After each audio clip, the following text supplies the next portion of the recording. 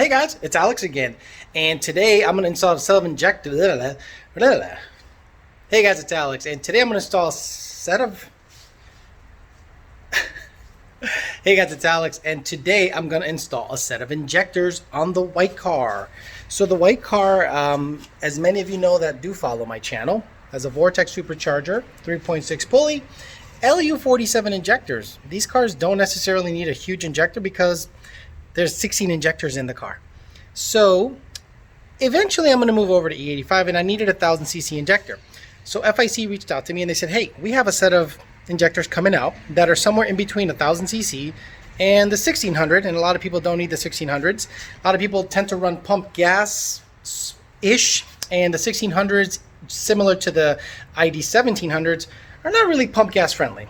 So they said, hey, I want you to try out a set of 1400. So these are a set of Fuel Injector Clinic 1400 injectors. The part number is, let me show you the box, bitch.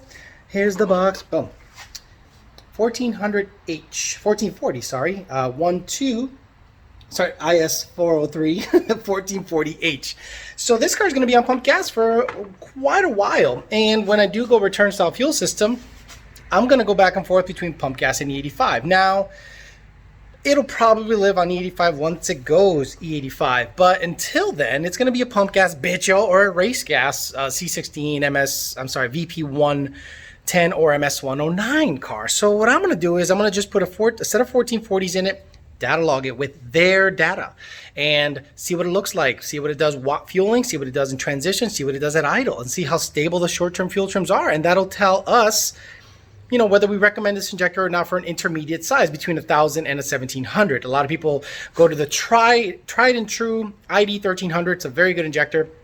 So they're trying to combat that and get into the market with an intermediate injector that's in between a 1000cc and a 1600. This is for guys that are going to be pushing close to 1000 plus rear wheel horsepower in the future and want another choice of injector. So enough talking. Let's take everything apart that I just put together after doing the spark plugs, take the injectors out, put these guys in there, do some data logging, maybe make a draggy hit depending on how the data looks, and see how it all comes down. Obviously, if you've never done this before, it's pretty straightforward. Up here you'll have some 10mm bolts that are holding these guys down, and they're holding basically it's like an isolation piece of foam, so the injectors are nice and quiet, and then the heater hose is laid on top of this plastic piece, which I will be reinstalling. So it's basically 10mm all you need, and maybe a 15mm to take your brace off. So 15mm to take your brace off, 10mm to get these guys off, 10mm to get the fuel rail retaining bolts down, and then it's an easy process of unclipping the injectors and then replacing them with your new units. Pretty straightforward. Guys, prepare for this because there's gonna be a good amount of fuel in these rails. So I implore you, if you change your injectors, do it on a cold engine. Okay, I barely creeped this car over here, waited about 15 minutes, make sure everything was nice and cool, and then I just went ahead and said, screw it, let's just go ahead. It's not hot, nothing's hot to the touch, everything's really, really good. So please, guys, there's going to be a lot of fuel in the rails when you pull the injectors and the fuel rail. So make sure that the car is not blazing hot when you go ahead and do this swap over.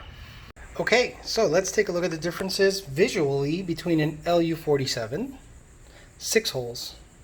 Whenever this thing decides to zoom in, come on, baby, don't be a dickhead. I know I need about 10 minutes of video, but let's hit 1, 2, 3, 4, 5, 6. Looks like one's plugged up. Yeah, it's pretty dirty in there. So 6 holes on this guy. It looks like it's bent. Look at this injector. Yeah, it's look at a little ding in it. Yeah, I'll be giving these away. These were used. I bought these used. So that's what you get when you go to the used market. And this is the FIC 1440. Now, there's no real way of telling it's a 1440 unless, see if I can do it with one hand. See how strong my grip. Ooh, strong grip there, Alex. Strong grip. Right here, 1440 cc. That's what she looks like, okay? So, you know, if you want to identify, you're going to have to remove the spacer, and FIC marks them right there. So let's put these in.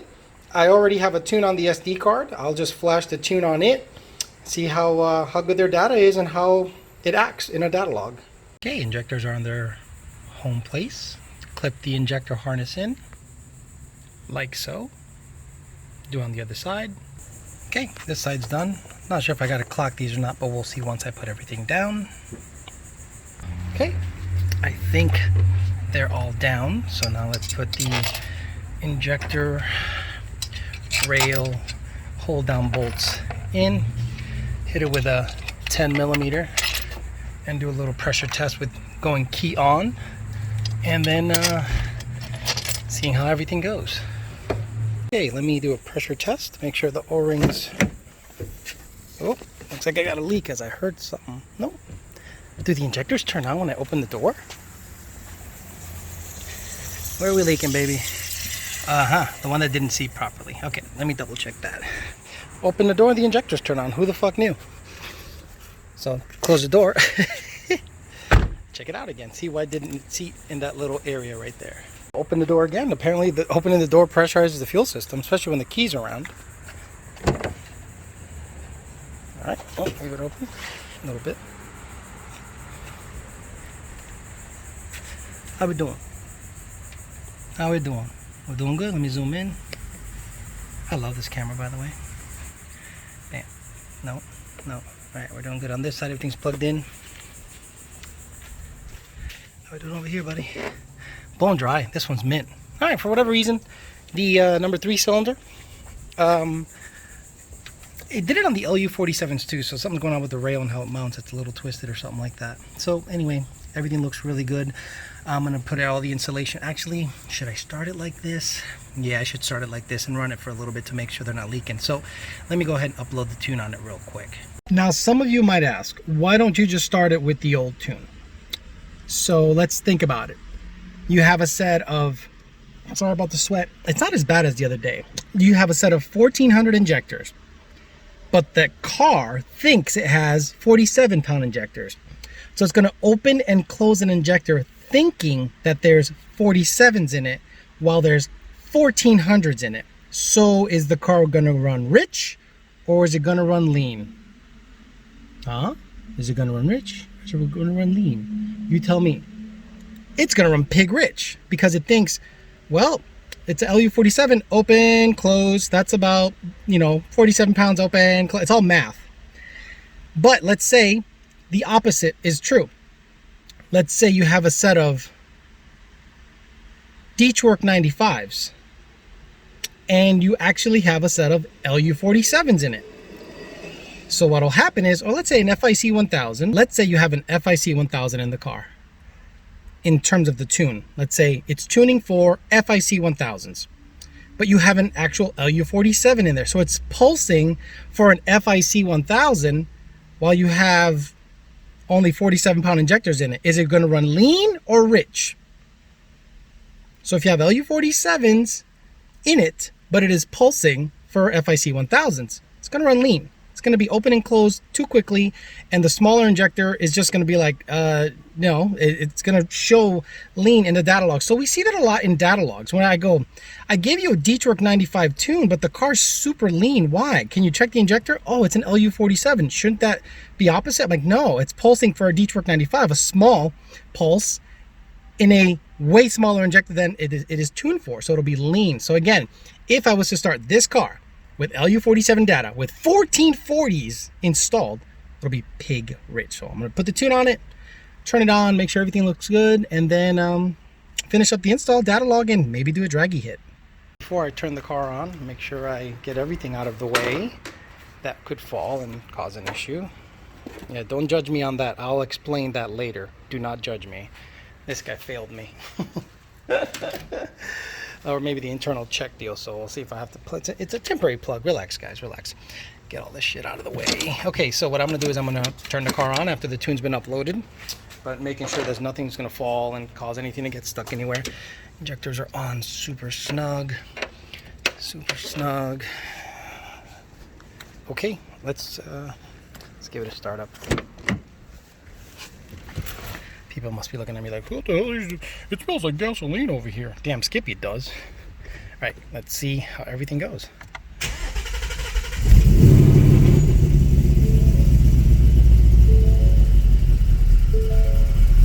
Actually, I should data log before I go too crazy. let's key on. This is something you can do too. You can key on and start a data log before you actually turn the vehicle on.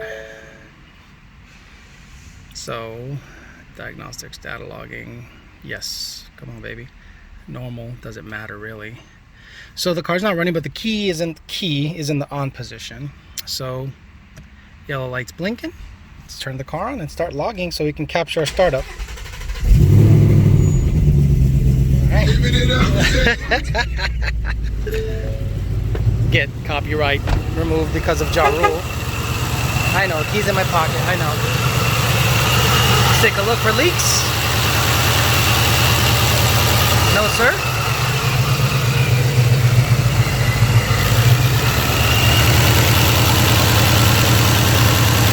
This is the only one that makes me go, huh, but it's in. It's not going anywhere, but it still makes me go, huh. Oh, these injectors are loud. Not these injectors, but the DI stuff, because you're never under the engine. See how the smoke is coming up? This thing started leaking bad, so the check valve in there failed. So I just did a plug temporarily. Okay, looking good. Let me shut the car off and put all the stuff back in it. I grabbed the data log. It's cold start, so it's going to be rich, maybe 15% till it reaches proper operating temperature. But that's log number 178. 178. Okay, beautiful. So let's get everything buttoned up and take it for a spin and data log and give it a whole slow rev sweep situation and go from there. Vortech Supercharged, guys. Probably a good idea to run catch cans or to not run this tube at all, who knows. But if that tube is hooked up to the top of the coil cover or the valve cover or the cam cover, it's gonna suck in oil through the tube. As you can see right here, I was probably, that'll kill my octane right there, man. Look at, that's a very good amount. Look, catch can will fix that and run nothing to the elbows, just plug these guys up. But I didn't. I ran whatever was in the kit, and this was soaked with oil, and you can see on the bottom of the blower, a little shiny. I actually wiped that off. There was a lot of oil back there, so oil can potentially be getting all up in there. So I'm not gonna run this anymore. I'm gonna put like a filter there or a turbo guard or something, and maybe get a catch can for that side. Maybe do remote catch cans like I did here, where I went hose, catch can way down there, nice. Hose, catch can out of the way, so it's got to go down and up, so there's going to be no leak. That's probably what I'm going to do to this guy because it works so well in this car. Okay, enough talking. Let's take it for a ride. Let's data log it. Let's look at the data together. Maybe make a draggy hit as it sits and see if I can get it into the 11s. I don't think it'll go 10s on the street. No fucking way. Not with these 20s in the back. It's got pretty bald 305 35 20s. With them deep dish. I love how these wheels look. I don't care what anyone says that they're Bobo TSWs. I love how they sit on the fender. It looks really good in my opinion. Fronts, meh. Okay, enough talking. Let's go for a ride. Just so you know, inlet air temp is 110. I just took it for a ride real quick. Ambient is 96. It's a warm one out there.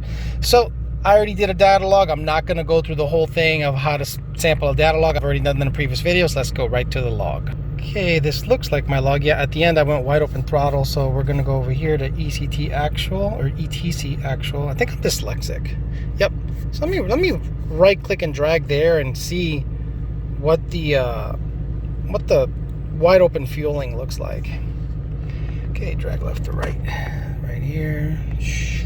Come on, baby. Come on, baby. Really? Really? There it is. Right here. STFT, LTFT. I'm just going to scroll left to right. This is wide open throttle. Wow. Look at you, FIC. Within 3 to 2% wide open throttle with their data. And I'm running it at 0.79 lambda at wide open throttle, which is like, you know, low 11s. It is pump gas. So very, very nice. What does the knock sensor say? Where are you, knock? Look at you. Chilling. Knock sensor. Happy. So, okay, so what I'm going to do is I'm going to histogram this guy with some secret stuff that y'all don't know about. And I'm going to just bring it up. Where are you? And we're going to do STFT versus MAF frequency. Removal. Okay. And histogram, boop, and we're going to look at basically the history in on average of the fueling correction. So it looks like it needs some touching up in this area, in the idle to transition area. But once you get to the high frequencies, these injectors rocking out, brother. Look, it's a pretty darn good, very close correction. And obviously the higher the frequency seems to be getting tighter and tighter. So let me touch up the tune real quick, and then I'll do this again and make sure that the histogram on average is not trimming globally more than 4%, 3 to 5% is kind of the norm. Let me go here at idle and see what it says here at idle.